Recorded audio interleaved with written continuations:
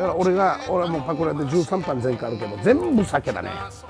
まあ酒を飲んだら半端じゃないな。しゃぶ中もびっくりだね。私のは難しいんだよ。普通は三振は人差し指中指小指なんだよ。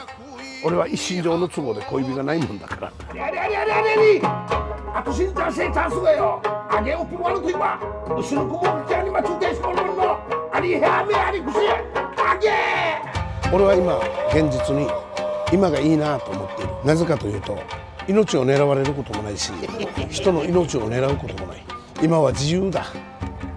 ね。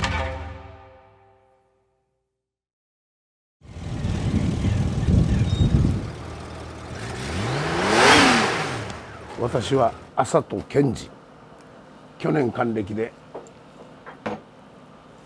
60歳だね。那覇のアジャというところで生まれ育って、集団就職で千葉県に行って三振を聞いて三振引きたくなって帰ってきて、でここでタクシーあれしたりトラックしたり事件を起こして、またなんだ刑務所だどうのこうので入れられたり行ったり入ったりしてるうちに、俺がヤクザのスタートしたのが32歳だね。それから42肩になってるから、その8年間のうちにもう大出世だよ俺は。ババババババと8年では組長になれないよ、あんな大組織の。まあ枝だけどね、枝の枝だから。これも俺の弟子だけど、また今月の24日にまたアメリカ、どこだった？サンフランシスコです。アメリカに残ろうか、それとも沖縄に帰ってこようか、今悩んでるところ。よくみんながヤクザ時代に相当暴れて指飛ばしたんですかって言うけど、ヤクザしてから指詰めたことは一回もね。グレン隊時代にみんな飛ばしたものだよ。俺はもう16、17からもう大体2、30名を連れてるから、これたちが地元のヤクザそこを団体で、こう締めたりするとけじめを俺のところに持ってくるわけだよ。お金は準備できないから、さあどういうふうにしたらいいか。これは映画の見過ぎかもしれないけど、やっぱり指飛ばしかないなって。私は自分で歩んできた道を後悔はしてないよ。強がってはない。でもあの時にこれをしとけばよかったなというのは多々あるね。環境というか、自分で自分の我を押しつぶす修行をしてない時にこのヤクザの道に入ったんで、中途半端に終わってしまったんだろうな。死ぬばらん忍びすしる忍びというのがあります。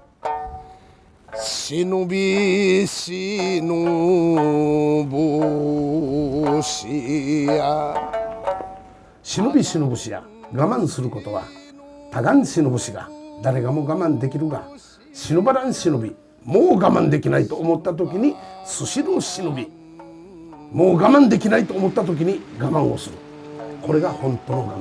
すしる忍び。私の人生は肩気になってどう変わったかというと、まず世間の見方が変わってきて、そして自分が自由に自分の意見を言える、自分の好きなことができる。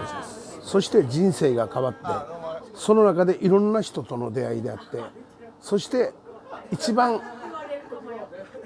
自由に寝れるということがいいね。何時までも。肩気になって一番良かったのはこれだね。よし、じゃあやりましょうね。それではカチャーチカチャーチカチャーチ。女房民謡わからないんだけど、合わせるように太鼓だけ打ちなさい。そして涙を流しながら覚えた太鼓だよ。彼女がいなかったら演奏にならない。娘はもうあれはもう大変申し訳ないけど、もう天才としか俺は言いようがないな。自分の子供褒めるのもなんだけど、すごいよ。で、私に三振を投げに来る人がね、特集会病院に行ったらしいね。指2本切って麻酔して切ってくださいってなんで指切るのって言ったから三振早く引きたいから特集会さすがだね。うちはつなぐことはしますが切ることはしませんねやっぱり毎日やるしかないんだよ。これは早めくできるというのは毎日弾いてる人。練習あるのですね。セックスも好きになって上手になろうと思ったら毎日やることね。泣こうとしない。間違えてますけどね。それやっちゃう。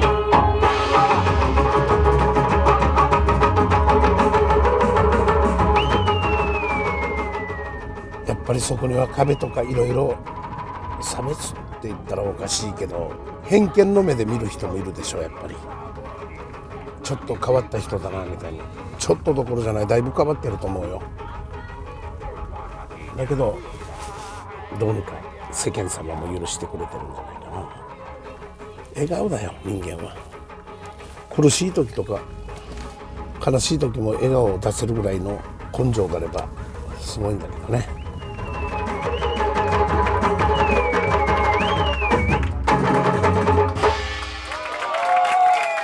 ダメダメダメダメ。俺好みの女の子も参加してよ。